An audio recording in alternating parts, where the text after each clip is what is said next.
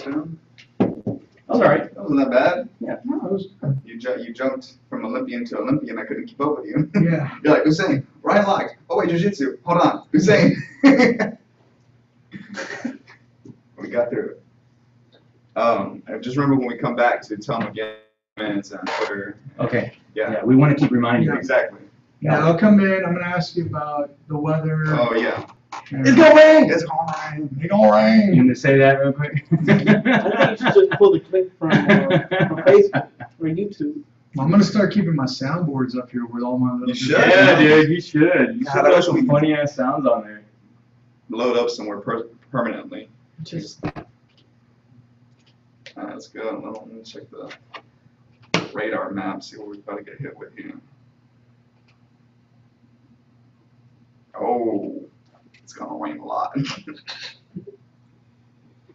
Oh man. watch some other video. Woo! I love it. What, did you get some comments or something? Kurt says, "What's the weather report right now?" LOL. Do what? Do what? What is it? What is it? We're going live with Trisha talking on. What was the comment? On the weather. No. Wait, did somebody comment or you Yeah. guys comment? No, Curtis. Oh.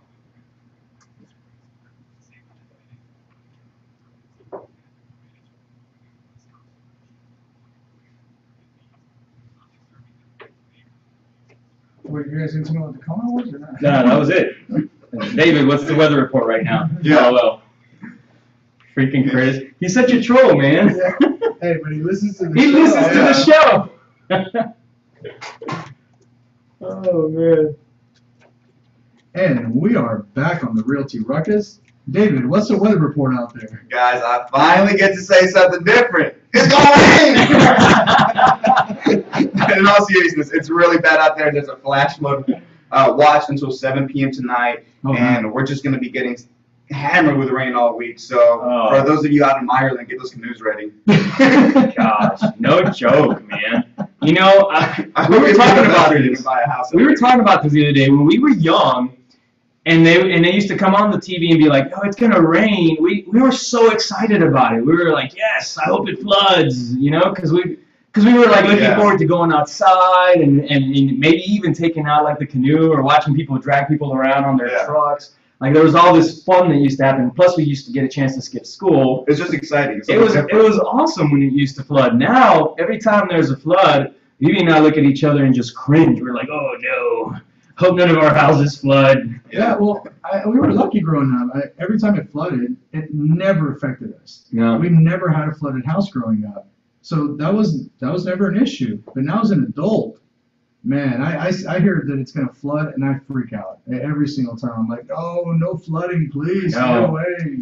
I know, especially with all the flooding that's happened in Houston recently and all of the people that have been affected. Man, it's tough when you know there's a flash flood warning coming up. Anyway, we want to talk about pricing myths and Myths in real estate in general. Yeah. There's a lot of these kind of like urban legends in real estate about, oh, you should do this instead of this. Examples like put the apple pie in the oven. Oh, make yeah. it smell like cookies. Yeah, because it makes people hungry, and Yeah. hungry people like to buy Yeah, stuff. I've always liked that, man. If I go into a house smelling cookies, I'm a happy man. You're buying a house. I believe that. That's it. You're submitting an offer. You know, But that one smelled like cookies. the thing about it is you can put as many cookies as you want in a house. But if it's priced wrong, it flat out isn't going to sell. Yeah. You know, I agree. and we've experienced that day in, day out with our own properties that we're renovating and putting on the market, and we get a chance to actually test some of these theories. Yeah, and there's pretty much three main thought channels when it comes to pricing a house. Yeah, and so if you're in real estate, if you're a real estate agent, you're going to fall into one of these channels. I can guarantee you. Yeah. You give this advice to one of your clients every single time, and we're going to figure out which one is the best. Yeah, and go ahead and comment. We want to know which one are you, because I looked up the data, there is no good data on it, something that we'd have to put together, and it's pretty difficult data to put together. So here's the three ways that you can fall when it comes to pricing. So number one that I always hear is, well, people are going to want to negotiate. Yep. And they're going to want to beat me down on my price. So I'm going to price it a little bit higher than what I actually expect to sell for, Mhm. so that people can negotiate down to the price that I want to get. Right, Okay. that gives you room for negotiation. Then Yeah. there's the other one, there's the middle ground. I'm gonna list it right on the money, right exactly to what I expect and what I know I can get, what I know it will appraise for. I mean, right on the dime. Yeah. And that's gonna create a scenario where I'm going to sell it quick, right? That's the second one, yeah. Then there's the third one. There's the third. The third one, third myth or third avenue is I'm going to price it lower than what I know it will sell for. I'm going to price it lower with the intention of creating a potential bidding war, or what realtors call a highest and best scenario, Correct. right? So the question is, which one is the best scenario? And which one nets you not only the most money, but gets you the best results? Because at the end of the day, all we're worried about is selling the property for the most money. Yeah, and like I said, I looked up the data on it, so there is really no good data. No one's taken the time, I guess, to go in and figure out this was priced too high, so it sold lower. This was priced low, so it sold in the middle. And then there's just so many other factors that go Yeah. into it. You have the quality of the house itself, what it shows like when you're actually there, because we all know pictures can lie. Yep. A house can look amazing, or in the case of somebody last night actually sent me a property and said, hey, this is the first time I've ever had a property with no showings for 2 weeks. Oh, yeah. And I looked at the pictures and I was like, well, there's your problem. Yeah. I didn't even look at the listing like I thought about it. I was like, you know what, it's probably going to be the pictures. Yeah, and so there's so many other things that can go into it, that it's just kind of, what do you think? You know, Yeah. what is your thought? Yeah. What's the best way to price? Yeah. So therefore, if you're a real estate agent and you're watching and you have an opinion on what's worked out best for you, we want to hear from you. Don't forget that you can Twitter us at Realty Ruckus. Tweet us. Tweet us. Man, why is that stuff so hard for me? You can tweet us at Realty Ruckus, and you can also drop your comments below, as well as on YouTube and also on Facebook. So we want to hear from you. We want to know what you guys are doing that really, really works. Now, I can tell you this from my personal experience. I've done all three, right? Yeah. So I've done all three, and the way that I normally do it, and the way that I usually gauge how I'm going to price that property is based on the demand of the neighborhood, Okay. right? So I think all three are tools. They're not necessary. It's not necessarily one avenue that you take that you say that. It's not like you walk up to every client and say, this is how you're going to price it. You're going to price it low and it's going to create a bidding scenario, right?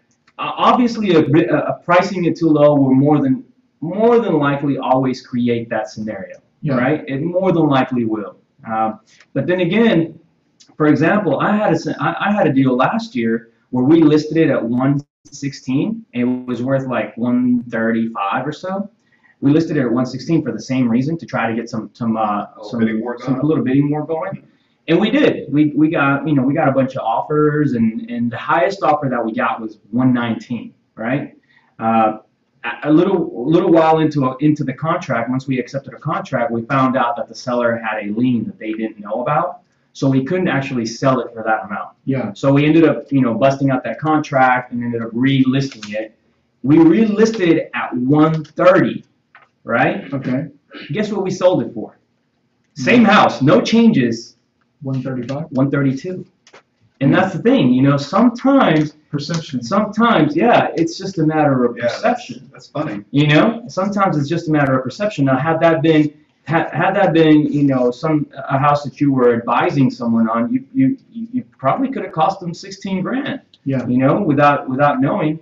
And in this case, I was very, very happy to see that we ended up selling it and got what we wanted and helped the client get out of it. But again, you never really know. And one of the best indicators to look at is what the demand in the neighborhood is. And that's where I started saying, okay, I really got to look into how many properties are active, how many properties are pending, Yeah. and figure out if this scenario, this pricing scenario, is going to work out for this specific house. Well, and I'll also say this, and I know we got to go to break in just a few seconds, and we'll continue this conversation when we come back.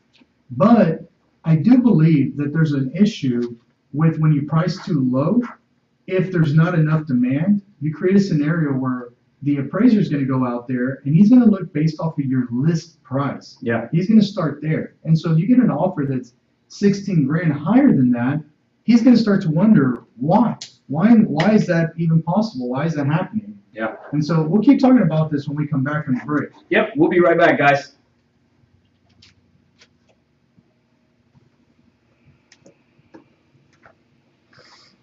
That took a good chunk. Man, that went way too fast. Yeah. Curtis said, let's talk about the new construction myth. Why is it when I start a foundation, it rains? They say you need a radio like a Sonos. What does that mean? What's that for?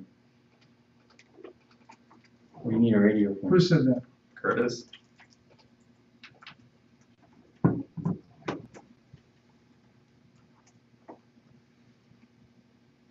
Yeah, the YouTube feed went out for a little bit there. You did? I don't know if you saw him. I slid into the DMs on Group Me. I was hoping you would look it on your watch because you were like that. No, I didn't get any DMs from Group Me on here. Oh, that's weird. Mine is showing us up the whole time. And it shows We were down for like 30 seconds. really. So, what's the next topic of conversation for when we run out of stuff to talk about? The next one is the investing with no money down myth. No money down. Got it. That one should cover you for a little bit there. Oh yeah, that will take us pretty much to the end of the show. These two things. I was ready for that one. He's like, yeah, let me talk about that shit. Yeah, just again, remind them, comment, Facebook, Twitter. Huh? I never mind, it's not fun. We're doing my Usain Bolt pose. Oh, Do what? Usain Bolt pose, man. I'm Oh, practicing. didn't you man. go like that or something? How is it? I think it was like that. It's like this, man. You're doing the other thing. You're doing this thing. What is You said it like this, man. That's Yeah. dab. All right. You obviously don't know about dabbing. I don't. Unfortunately. Fortunately, I don't know. I know it's unfortunate or fortunate. I'm not sure. All right, we're back, guys. Oh, he was talking about, okay. And we are back on the Ruckus. Remember that you can comment live on Facebook and on YouTube, as well as tweet us at Realty Ruckus. Again, that's at Realty Ruckus. And we're having a discussion today about some of the biggest myths in real estate. We're starting off with the pricing myths, and some people have different ideas on whether you should come in low, you should come in right on the money, or Yep. come in high. And we're talking about how it's not really a one-stop solution. No. And if you've got a realtor who uses the same exact strategy every single time, you may want to watch out. Yeah, because it's not the same answer for every single property.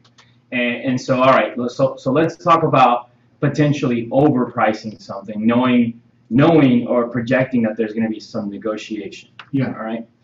I think the key there is how much are you overpricing it by, right? Because when you overprice something substantially, you flat out don't get any showings. Yeah. You I know? think that's the danger, is that if your price is way too high, Yeah.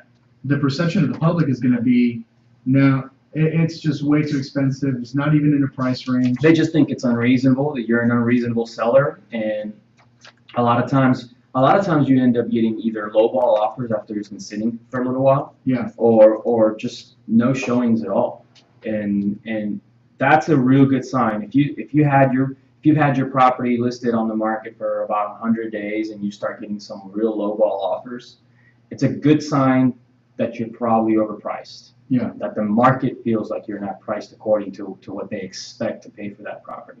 And we've had that scenario too, where we're going to price it here because we think we're going to get this, et cetera, right? Then there's the other scenario. There's a scenario where you price it right on the money.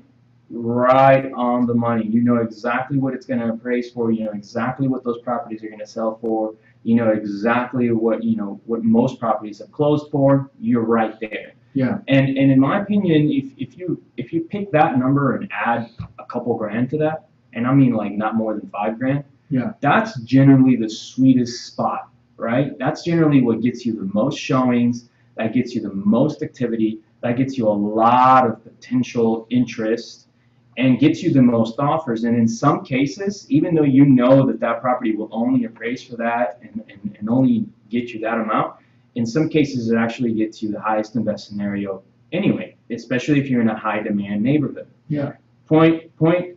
an example property that happened to us, one that I can think of because I know we've done it several times, was the last one that we did over in Sharpstown, where we That's listed right. it. We listed it for 250. We listed it for 250, and we had so many offers in the first week that we ended up selling it for 276. Yeah. Right? I mean, that's a huge difference, man. Think about that. That's $26,000. That was added on top of the price that we expected. Not to mention that property didn't end up appraising, and we still got it to close, Yeah. right? Because that's how bad those people wanted that property. That's happened to us in many other neighborhoods. When the market and the timing is right, and there's plenty of demand, you can do that kind of stuff. But if you play it the other way, so perfect example is that happened to us on the property on Leader, right? Then we go and list the property on Hendon, same neighborhood, Yeah. and we list it at 270, right? We just sold one at 276. Yeah, so you're expecting you'll be good. Just sold one at 276, like the month before, just closed, same size house, same everything, same rehab. Everything is the same, right? Mhm. It's the same everything. So we listed at 270, expecting to get about 275 or so. Guess what we got for it? Just take a wild guess. 260? 265. 265. That was an $11,000 difference. Why? Why was that? We didn't create that frenzy there. We put it to what we thought we could get for it just based on that other scenario. Yeah. And that frenzy wasn't created immediately. It sat on there for about 3 or 4 weeks before we started getting offers, and then finally got one that was in the price range that we somewhat expected. So you would have been better off listing at your realistic price and trying to work a frenzy upwards rather than Well, where you started. that proves that theory, in my opinion, because that was the exact same property. Yeah. Now there was a couple other factors. This one was not a property on the corner. The other one Yeah, was. because the other one had a huge corner. And it had a nice larger lot. So in our mind, 265 versus 276 was probably it was probably about the same, considering the size of the lot and the fact that it was a corner house, and that was it. But besides that, it was pretty much the same thing, and in terms of size and amenities. So again, it took a month versus a week. So there's a pretty big difference there. Yeah. I'm not sure that one size fits all when it comes to pricing, and I think that was the point that we were trying to make, is that realtors will sometimes tell you, hey, you have to just list it at this amount, or what happens? I know because it happens all the time to our realtors.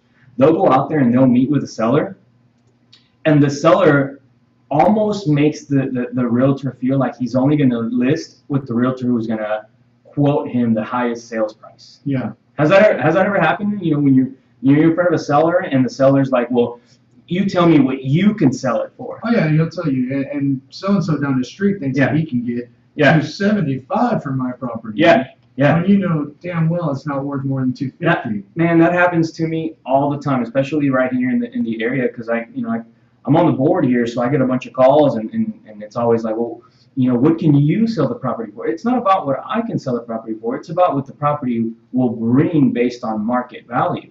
And sometimes people get lucky. People get really, really lucky. There was, again, because of the demand, you can sometimes see some anomalies. We listed a house as is in the area for 225 and got offers in the 245 range. Yeah.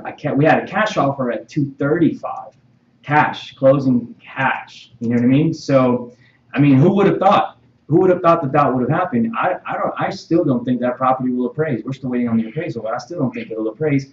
And it's one of those scenarios where the people that are in the area wanted that house so bad that I don't think it'll matter if it appraises or not. Yeah. So that's the myth is probably still there. There's no real clear answer on to which one's the best way to go. But I think in terms of best results, in personal opinion, pricing it right at where it should be is probably going to get you the most consistent, best results overall. Don't go too high.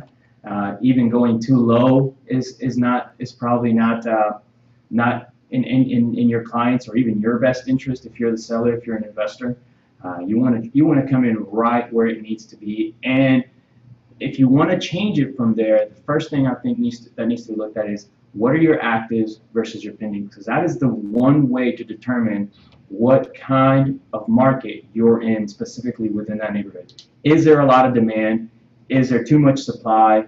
You know, is it a buyer's market or a seller's market? We are now seeing neighborhoods that are buyer's markets. Well, and I know that HAR just released a report saying that we're now at 4-month inventory. We're at 4-month inventory. Yeah. Think about this time last year. I think we were like at 2 months or less. We were like at 2.3. Yeah, we were like at 2.6, 2.7. To be at 4 months today versus 2.6, 2.7 last year, it's a huge difference. Yeah. You know, absolutely. we're actually pushing more and more towards that somewhat more of a balanced scenario where there's an equal amount of demand and supply.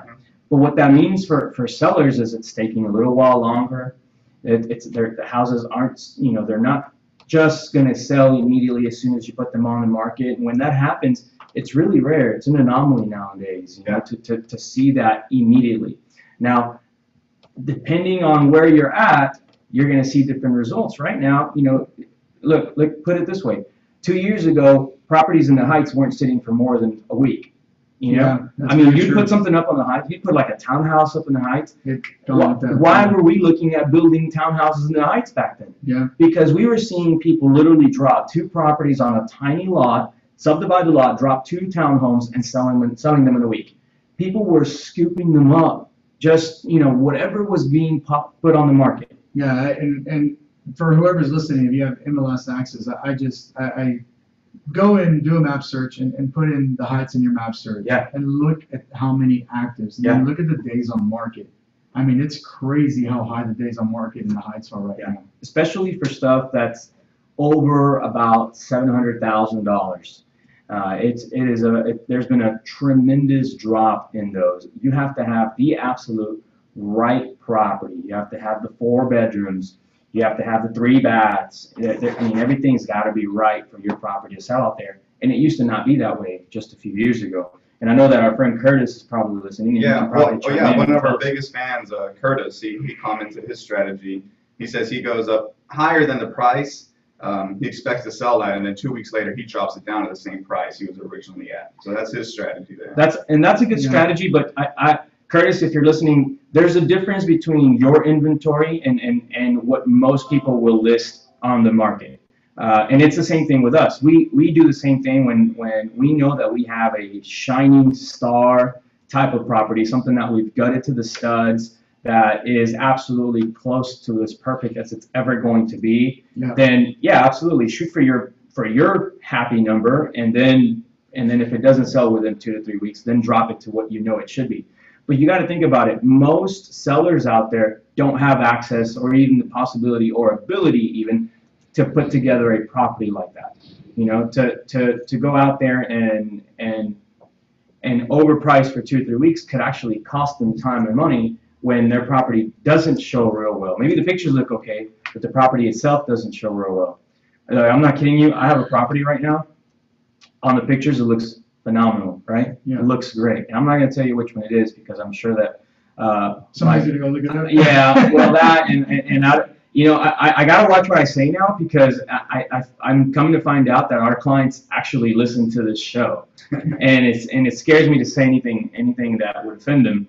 But if you go and show this property, like the property on the picture looks great, and you want to show it if you see the pictures, but you go and show it, and it smells horrible. I mean, I don't know what the smell is. I don't know if it's like fried fish or fried feet or what it is. Like, it's just horrible smelling, you know? And so every time I'm there, I'm like, look, you got to get some smell goods in here because this is not going to fly, man, you know? So real quick, I misspoke with Curtis's strategy. He corrected me. He says he lists at his price, and then he goes way up higher, and then drops back down to his original price. He says that he changes it to get his house to pop up. Oh, okay. Well, that's interesting. I've never heard that. That's going to be our 4th strategy. Yeah. So list at the price, bump it up a whole bunch, and then bump it back down. I'm not sure that I've ever tried that. Maybe it's worth looking Never into. tried that, yeah. All right, and it's just, and you're saying that's just so that you can get your property to pop up on them. I'm assuming like the hot sheets when realtors are looking for properties that just price reduced Yeah. or a change in any kind of way. Some realtors do that. Some realtors will actually check what they call a hot sheet on MLS every morning just to see what the activity is in certain neighborhoods that they're keeping track of. And that way they can stay up to date on every single property within their market area. Yeah. So I can see that. I can see why that would be important to change the price, even if it's up or down a little bit. And I thought that if you changed your price up, it would give you a very negative result originally. But then when we did that with the Missouri City property and we bumped it up 16 grand, no big deal. It actually just sold for more. Then again, demand was high. And we were in a market in a market that was very, very hot because of the price point. That $130,000 to $250,000 price point right now, as long as the property is livable, it's gonna sell. That's what most people are looking for right now. Anyway, we got to talk to you guys a little bit when we get back about what no money down investing is like. And we're not going to have a lot of time to cover this, so we may actually end up having to cover some of it today and some of it in next show. But we want to talk about that because we hear it all the time. Can I buy a house? Can I invest in a house with absolutely no money out of pocket? Is it true? I think it's easily one of the biggest. Is it true or not? I want to to know what you guys think. If you guys have something to say about that, drop it down below. We'll be right back. Yeah, so we're coming up on 4 and 5, yeah. Wait, no, we're coming up. Okay, we got time. I was to 7 and 4 minute. Yeah. We're moving into 4 and 5. Test. So we got two 11-minute segments left. So you got plenty of time.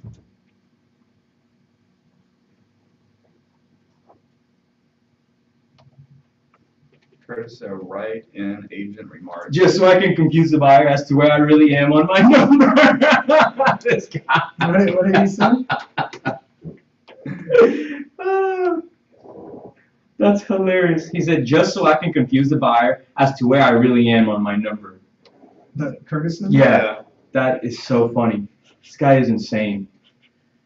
And he says, write in the agent remarks. Due to increased activity and offers, we have done a pricing adjustment. Wow. So he's creating the traffic on his own right there. He's creating perception. Yeah. Might not be the worst strategy I've ever And he really is good at perception. That is the one thing that he's good at.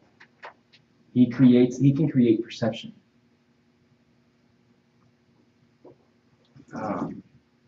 So I can imagine that would be okay. I just did a price increase on the Shady Brook property in Pearland and nobody said a damn thing.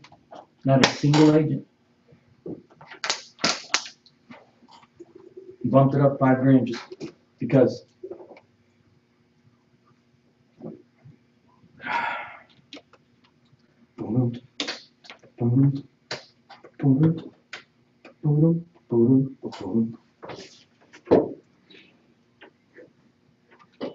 All right. Did you get those speakers to work? I haven't even tried. Oh man. You coming back? Are we back? Yeah, we're back. And we are back on the Realty Ruckus. Remember, you can comment live on Facebook and YouTube. And you can also tweet us at Realty Ruckus. That's at Realty Ruckus, all one word. Now, we're going to have the conversation here on one of the biggest real estate myths. And you'll hear it on probably TV all the time. biggest myth. Yeah, I would easily say it's one of the biggest real estate myths. And that's you can buy property with $0 out of pocket. Yep. $0 down, $0 out of pocket. Mm-hmm. You can invest in real estate. And I get that question all the time from people who tell me, well, I want to invest in real estate. I don't have any money, but I saw the infomercial. I know that you invest in real estate. Yep. I don't want to pay for the infomercial. Mm-hmm. Can I actually do what the infomercial said? Yeah. It's funny because we get that so often that it almost really bothers me to hear the question because it's so annoying to have to explain the truth behind what investing in real estate really means, right?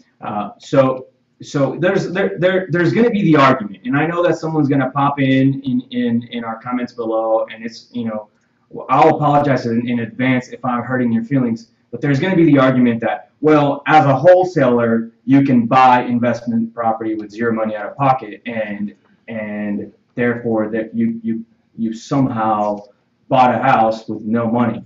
But then again, are we really talking about no money? Because if you're a wholesaler, you're still having to put out earnest money. You're still having to put out some kind of marketing, even if it's just bandit signs that you're putting out there. Yeah. Hopefully you're not, but you're still putting out something. You're still sending out letters. You're still doing something. You're creating a marketing campaign. So zero money out of pocket there, not quite. It's not really true. Okay, well, let me give you a scenario though. I'm a wholesaler. I don't want to spend money. Yeah. So all I do is go knocking on doors. That doesn't cost me anything. Doesn't cost you a thing. Gas dollars. Yeah. Okay, that's negligible. And I'm the kind of wholesaler that I don't put earnest money. Okay. And I don't put option fees. Okay. Because there's people that teach that. Yeah. So right now, I'm $0 out of pocket. Mhm. But my argument on the other side of it is, that's not really investing in real estate. No. Wholesaling is a stepping stone into the world of real estate investing. Correct. But you haven't really done an investment at that point. That's right. You've gone and you sold a contract. That's right. Which is, to me, is very different than actually doing a flip or owning a rental or doing it on the finance or owning a strip center apartment complex. Or any of the things where you have to put your own skin in the game. Exactly. Yes. So And so, you know, there's this huge argument within the real estate investment community saying that if you're a wholesaler, you are an investor because you're investing your time, right? But don't you invest your time when you're at a job too? yeah, I would just say that's called work. Yeah. Yeah. And so, but let's get to the bottom of the question. Can you or can you not invest in real estate with zero? And I'm talking about zero money out of pocket. I'm not talking about like, you know, a couple hundred or a couple $1,000s. I'm talking about zero. Is it possible to do it? I believe there is a possibility. I do too. But I think I it's agree also with you. like a unicorn. Yep.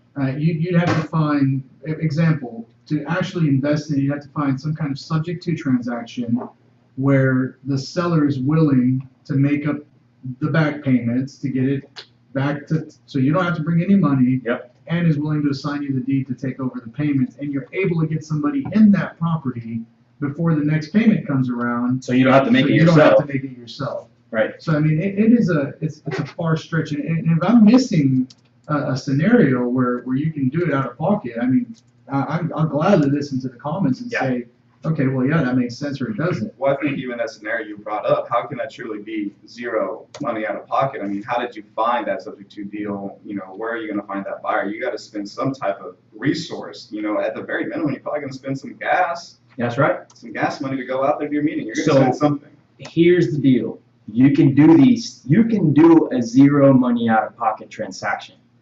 But if you're not going to use your own money, right? If you're not going to use the money that's in your bank account, then you have to use OPM, other people's money, There right? you go. Yeah. And if you are a good transactional engineer, if you're creative enough to piece a couple of people or even bring in some of your own resources together, like for example, your credit, then you can do zero money out of pocket transactions. There are plenty of credit cards that will allow you to withdraw money, right? Sometimes even at 0% for up to a year. Have you guys seen those? Yeah, I've seen that. The cash advance credit cards with the really ridiculously low interest. I've done those. Yeah. I've done those. There's been scenarios where, hey, you know, my money's tapped because I'm in 5 or 6 projects, and there's this other phenomenal rehab that just came through, a flip deal that just came through, and I want to buy it. So I'll just, you know, look up the next best credit card that's out there and say, hey, I want to borrow, you know, 20 or 30 grand, and they'll give it to you at 0%, maybe like 1 or 2% for a year max, because they do charge a point or two. Yeah. And you borrow that money, you use that money to float your cost, right, until you sell the property and then you pay the credit card back. In that scenario, it would be zero money out of pocket Of your own money. of your own money. Yeah. It's your credit at play, and you have to have good credit to be able to do that, right? But none of my personal money came into the picture. Do you see what I mean? Oh yeah, absolutely. In that scenario, I can say that I have done some zero money out of pocket transactions, and I could do those all day. But to clarify, it's $0 of your own money. Of your own There's money. still money going into the transaction. That's right. Whether it's borrowed money or a partner money or a friend's money, So but it doesn't necessarily have to be your money. that is the $50,000 answer to the question, all right? For those people that are out there paying $50,000 to learn what we're going to tell you, what we're telling you right now, you can go ahead and drop me a little thank you note when you get a chance to my inbox. Send me a check. Or send me a check if you like, because I just saved you a ton of money. And the truth is, you can do zero money out of pocket transactions, yes. The trick to it is that it doesn't have to be your money. It could be someone else's money or your own credit. Now, there's a ton of people that want to get into real estate investing out there, a ton of agents even. I know that I'm getting ready to teach a class for an RF on November on how to go from being an agent to an investor, because there's a bunch of people that want to say, look, I don't just want to buy and sell properties for other people. I want to get into it myself, but I'm limited in funds. All right, fine. If you don't have income, do you have credit? If the answer is no, you don't have income or credit, then guess what? You got to find someone that does, right? You better go make some friends. You better go make some friends, and they better be really, really good friends, because they're gonna need to lend you either their money or they're gonna need to lend you their credit. And you also have to bring something to the table. You can't just go out there and ask people to let you borrow money if you're not gonna do some of the work, right? Yeah. That's usually how those scenarios are Makes set up. sense. So in that case, I can tell you that you could potentially do a zero money out of pocket transaction, but it's going to take a little bit of putting some pieces of the puzzle together. Sure. You're not just going to walk into real estate this week, send out a bunch of postcards, get a phone call that says, hey, I'll let you take over my payments. I don't need anything to move. Here, just don't even worry about it. I'll make the next payment for the next 2 or 3 months until you find a buyer. That hardly ever happens. Has it happened? Yes. Does it happen to people now? Probably. But like you said, it's probably a unicorn. Yeah. You know, and we've been lucky that we get a chance to do some of those really, really cool scenarios. You got to keep in mind, we've been playing this game for 10 years. You know, it's not like it happened to us overnight. And a lot of those scenarios where you get really, really lucky and you walk into a property literally with zero money out of pocket, or you know, I'll go even one step further. I've gotten paid for buying I was just about to properties. bring up that you're Island Glenview. You know, and I can set up a scenario where if the numbers are right, I can get paid every single time I buy a property. Imagine how many more properties you could buy if you knew that when you close on that property, you're going to not only be able to go out there, rehab it, resell it, and make an income, but at the moment of closing on it, you're going to collect a check. Yeah. That's the next step. The first step is to figure out how to do them zero money out of pocket. Step number 2, or in this case 3, How to figure out how to get is your money how to back. get paid the minute that you close on a transaction. Yeah. And now you're getting paid on the front end and on the back end. And that's what makes those properties so much fun. And you know, it's funny because I talked to like the other members of NARP that I'm with, or some of the other board members, some of the other board members for some of the other boards that I serve on, and they're always like, why aren't you doing more retail real estate? Why aren't you out there, you know, buying and selling more for other people? You know, it's so easy. Yeah, that's the thing. That's an easy part of the business, and it's just a matter of getting in front of people and telling them what your services are and being good at delivering your message. Yeah. But creating a scenario where you can get paid, you know, like I just talked about, that's tough, and it is so much fun. Yeah. It is the most rewarding feeling to sit there at the closing table, collect a paycheck, and know that, all right, in a few weeks you're going to be able to throw the property on the market, and it's going to sell, and you're going to collect another paycheck. And it's like, man, how cool does this get, you know? Yeah, I think some of my favorite moments ever are when we get into a property that no one else has been able to buy. They can't figure out a way to make it profitable. Yeah. And we go in and make 10 or 15,000 Yeah. or more sometimes on something that everybody else passed on. Well, the property on Hazen is exactly that property, and that one we're getting ready to finish up here shortly. And I want to be able to bring that scenario to the show because I want to talk about that. That was a property that no one wanted to buy, Yeah. and if everything goes smoothly, we're going to do really, really well on that. And it's going to be a really prime example of what knowing what you're doing in this business can do for your income. So we're going to continue talking more about this when we get back. We're going to take a short break.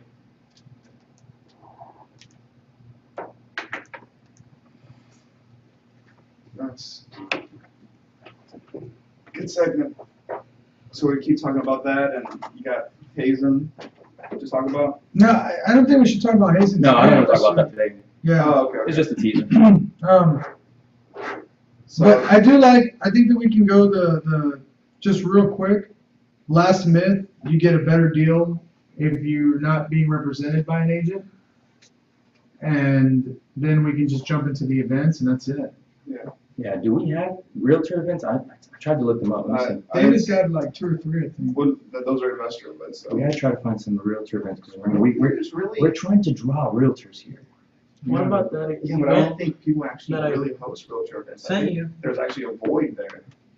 That we're probably There's gonna be not a lot of filling. realtor events. The only one I know of is Brandon. Well, dude, we gotta fill that void because that's our in. Well, What that's about the one I what- sent that's you? the strategy we came up with. Yeah, that was the strategy. I sent him one. Oh, so you guys came up with this? No, we were Oh, saying we need oh, to I have more see. realtor events. That's Yeah, what. let me find it. Is there a category we can look it up in? I straight up looked up real estate and Eventbrite, so anything that's tied to real estate in there. I typed realtor and it's like a bunch of open houses. Yeah, there's either open houses or the one I saw was like a fashion and real estate expo, which What about the 2-hour MCE course that I sent you? where No, I sent it to you. Yes. feng shui one. No, there's another one. Just type in gallery furniture. It should pop up. It's at Gallery Furniture. Tour of gallery furniture, lunch at brick and mortar, 2 hours free MC. Who's that at? You get free lunch at Brick and Mortar? Yeah, we're going to that because it's badass. Yeah, Brick and Mortar was delicious, dude. All right, we're back, guys. Oh yeah, I see it.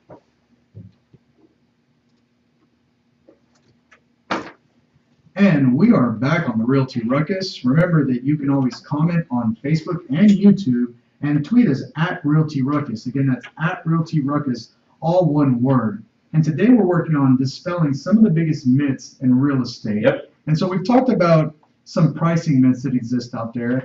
And we've also talked about the myths of investing with $0 out of pocket. What was the consensus on that? Can you or can you not do it? Is it possible? I Or think is it yes, not it is possible? possible, but when you're hanging that carrot in front of somebody who's brand new, you give them the misconception that they're going to be able to do it the next day Yeah. after they buy that course. Yeah. And You're then- gonna buy my course, and tomorrow you'll be able to do zero money deals out of pocket. You know? Yeah, and it takes time Yeah. to really structure those. And we're not talking about wholesaling. Yes, you can wholesale with very, very little out of pocket. We're talking about actually processing through the entirety of an investment, whether it be a buy and hold, an owner finance, a flip, doing an actual investment, not just wholesaling and selling the contract. Correct. But one of the other myths that I hear all the time is I can get a better deal on a property if I'm not represented by a real estate agent. Mm-hmm. And so you get a lot of people that are out there, buyers, who start going and they look at houses, they go on HAR and they'll call you and say, well, no, I don't have an agent. You say, okay, great, I can assign you an agent. No, I don't want an agent because I want to work without an agent so I can get a better deal. Exactly. So Yeah. what do you think about that? You know, I feel bad for those buyers because I don't think they realize it's like going to court and representing yourself versus like a seasoned attorney.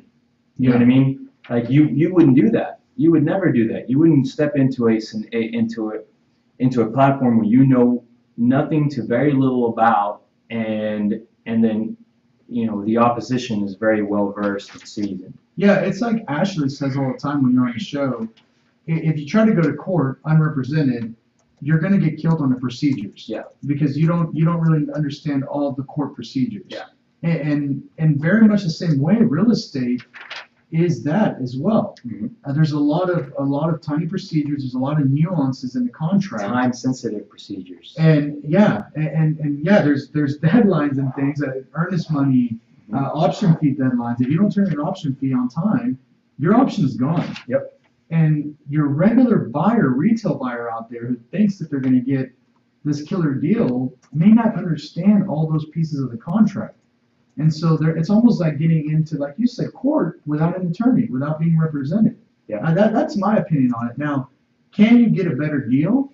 Well, it depends. Yeah. It all depends, because I've seen people come in and they make an offer, but it's the same exact price as if they had removed the realtor. So it's not like they're making a full price offer or an offer that's a little bit less but still better than the real estate commission. It's the same as if you took the 3%.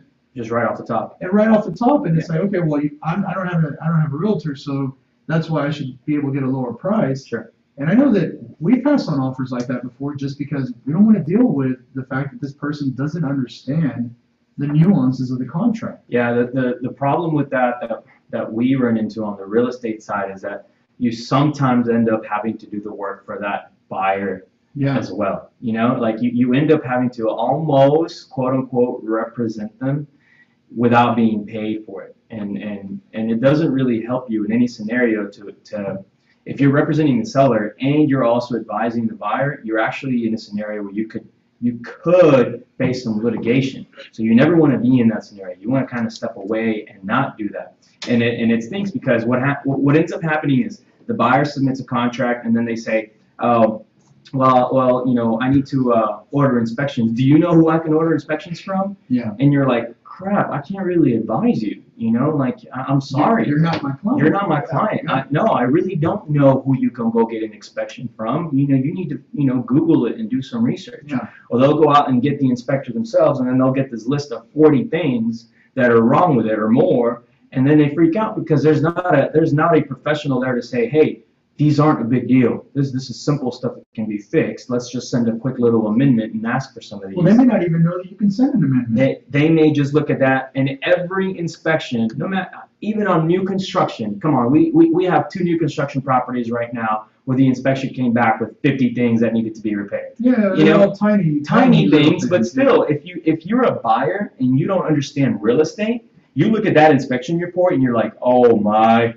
What is this thing is going to fall apart? Because that's what the inspector's job is, right? They get paid to make you think that. Like, that's how they prove their worthiness, right? How many little details they can. We got on this inspection report. We got called out because there was one wrong nail in the staircase going to the attic. One wrong nail. You know what I mean? Like, imagine and I don't know how he even saw that because nobody else did. So. You know, that's kind of the way the inspectors work. Now, let's say this buyer gets this inspection report. He doesn't have someone to help him, to represent him. Who does he call? Well, he calls a listing agent. Hey, I just got this really nasty inspection report. I don't know what to do. You know, what's going to happen to my earnest money? All those questions start coming up. Yeah. You know, was it really worth saving that 3%? You know, just because he got a little bit of a discount? Because now he wasted time. Now he wasted money on the inspection report. If he ordered the appraisal, he wasted time on that. If he didn't submit his termination on time, he loses earnest money. There's all of these other intricacies. If he never submitted the option fee or submitted it late, he still loses earnest money. Yeah. So there's all of these little things that can happen. And yeah, okay, fine. You tried to save 3%. Maybe you got the property for, you know, 7 or 10 grand cheaper or whatever. But was it really worth it? You know, and you know, on the other end, it's tough. If you're the listing agent and that buyer keeps calling you, you really don't have a duty to pick up the phone. Yeah. You know, you don't have to advise them. And it's better, you know, if it's one of my agents and they're coming and asking me, hey, should I be helping this person? My answer is no. You should not be helping that person. You should not be advising them. You should not be consulting them. And unless it literally has to do with the property going to closing, I don't want you telling them what to do next or what's the right thing to do or this, that, and the other. Because we're here to represent the client that we're representing, not them. You know what I mean? So I don't know if it actually helps to go that route. I think it actually is counterproductive for the buyer to try to quote unquote represent himself. Now, The other aspect of that is the really, really well-seasoned buyer. You know, the guy that's probably bought 7 to 10 properties in his lifetime, and he already kind of somewhat knows the system, understands how contracts work, this, that, and the other. That's happened. We've run across that guy. That guy's probably okay. Yeah. He's probably going to make it out of the scenario. He's probably going to be just fine. He's probably got access to an attorney who can advise him for a couple $100 instead of paying thousands of realtor commissions. That guy's all right. You know what I mean? I'm talking about the guy who's buying his like first or second home, and that buyer should definitely have a realtor. But what about the other side of the equation? So we're talking a lot about the buyer, but what about the seller? What about being unrepresented on the seller side? You know, it's funny because so usually those end up going into FSBOs, right? Yeah. So they want to sell their house, and they say, I don't want to list with a realtor because I don't have maybe the equity, or I just flat out, I'm just cheap and don't want to pay realtor commissions. You know, if that's the case, so be it. What ends up happening is they'll end up putting a sign in front of the yard, for sale by owner, blah, blah, blah. Statistically speaking, most for sale by owners will end up listing with a realtor within 6 months. Yeah. And when I say most, I want to say it's like over 90%. You can look these up. These are statistics that are on either HAR or TREC or NAR, one of the national real estate websites. Almost all of them end up at some point having to list with a real estate agent. And what happens is they can't get out there and open the house each time someone wants to go look at it. You know what I mean? They're not ready for that, or they're way overpriced. They haven't actually taken a look at what they can actually get for their property. They're asking way too much. They may fall into the scenario like my neighbor. He's like, hey, I just put $100,000 into my house. I want to get $100,000 out of it. And I'm like, well, what do you owe? Well, I owe 100. I'm like, sorry, you can't get $100,000 out of your property just because you put $100,000 into it. You basically over rehab the property, but that doesn't mean you're going to get it back out of it. Yeah. There is a cap on what you can get. So, you know, that happens to a lot of sellers. They're uninformed, and then they say, oh, my property's not selling. Let me go look for a realtor. But at that point, they've already wasted 6 months. Mm-hmm. You know, they could have probably been sold by then and closed and collected their money. Yeah. You know, the other thing is you deal with a buyer. Let's say fine, you put it on MLS, or not MLS. You put it on FSBO. Maybe you put it on Zillow, because now I don't know if you guys know this now. Now Zillow allows you to put your houses For sale by owner. for sale by owner. So you get exposure. Yeah. You know, onto the traffic, onto the internet traffic, which, by the way, I think is a total bunch of you know what. I think it's crap if the FCC allows me to say that on the line, that Zillow allows people to do that, because it allows, it's supposed to be helping, Zillow's supposed to be helping realtors, because that's what they make their money out of, selling us leads, and at the same time, they're cutting us out of the picture by allowing people to post it for sale by owners. For free. For free. Yeah. I think that's complete crap, which is why I don't support Zillow or Trulia. I think they're just, you know, probably the most horrible place to buy your leads from. And I hate every bit of money that I've poured into it, because it's been the worst experience. So that's my 2 cents on that. I hope Zillow and Trulia aren't watching my show, because they're probably going to hate me too. So we're getting to the end of the show here. And I don't mean to cut you off, but we did have a couple of events today. Yeah, real quick, 2 tomorrow coming up at Gallery Furniture. You can get 2 hours of MCE. That's the Gallery Furniture out there in Richmond. From 11:30 to 2:30, they're providing lunch at the brick and mortar For free. with a 2-hour MCE. By the way, if you guys haven't been out to an event over there at Gallery Furniture, make some time to go. Our friend Sean runs the marketing department over there, and he puts on one heck of an event. I mean, and the food is phenomenal. And you can find all these events on Eventbrite.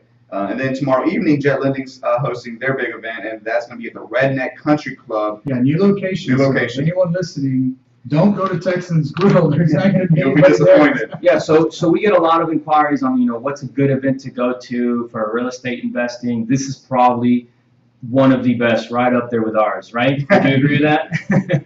So definitely want to make some time to go check that one out. Yeah, Eddie Gant's a good guy. Go check him out in his event. And then this Saturday, the Rich Club's hosting a marketing strategy to land you a deal class at 9 a.m. You can look up their office on Eventbrite at the event as well. And then coming up at the end of the month is Capital Concepts on Tuesday, August 30th from 5:30 to 8:30 at LaGrange. Very good. On the next show, you guys will be hanging out with David and Jabron and Ashley. I will be on a boat somewhere in Jamaica, sipping on some scissor or whatever they sell over there, and having an amazing Now time. we know where Alan thinks scissor comes from. All right, guys. Thanks again for joining us. I will see you guys next week. But don't forget to join us for this week's show, 10 a.m. Friday. We're going to talk legal. Don't forget to send your questions. Thank you again for joining us, and have a great rest of the week. We'll catch you later, guys. Stay dry.